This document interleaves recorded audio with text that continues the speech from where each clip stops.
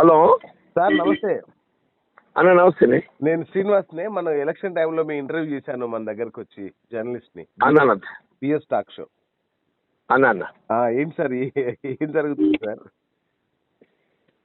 ఏం చెప్పాలి, ఇంకే కాంగ్రెస్ లో కొనసాగడం అయితే సాధ్యం కాదు. అంతేనా? అంటే మీ పార్టీ కదండి అది, మీ అంత సీనియర్ మోస్ట్. నిజమే, నేను ఏం చేస్తాను అలాంటి వాళ్ళని గుర్తింపు లేకుండా చేసినాక. అంటే రేవంత్ రెడ్డితో మీకు ఏమన్నా విభేదాలు అంటే ఉన్నాయా?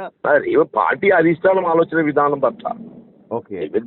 రేవంత్ రెడ్డి పార్టీ అధిష్టానం ఆలోచన వ్యాప్తంగా నడుచుకుంటుండొచ్చు. మీరు అధిష్టానంతో టచ్ లోనే ఉన్నారు కదా, రీసెంట్ కూడా కంప్లైంట్ ఎందుకు ఉంటే వాళ్ళ ఆలోచన వాళ్ళకు ఉన్నది. అంటే సంజయ్ తో అంటే ఆయన దగ్గర ఓడిపోయాడనే తప్ప ఇంకా మీకు ఇంకేమైనా అసౌకర్యం కలిగిందా సార్ సంజయ్ వల్ల? చాలా సౌకర్యాలు ఉన్నాయి. అంటే క్యాడర్ లాక్కోవడం అట్లాంటివి ఏమైనా జరిగాయా మన దగ్గర నుంచి? చాలా సౌకర్యాలు ఉన్నాయన్న. సంతోషం అండి మాట్లాడతారు కదా. ఏదే అందరం వచ్చి మాట్లాడతారు కదా. అదే కేసీఆర్ ని కలిసిందానే ఫోన్ లో లేదు ఇబ్బంది కలలేదు. అదే కేసీఆర్ తో ఫోన్ లో మాట్లాడినట్టు లేదే. ఎందుకంటే టీవీలలో వాటిలలో వస్తుంది. ఊహాగానాలేనే. అంతేనా? ఓకే. సో ఏంటి 25 కరెక్ట్ ముహూర్తమేనా? 25 లేదు, డిసైడ్ చేసి చెప్తా మీకు. మొత్తం శ్రీరామనవమి లోపు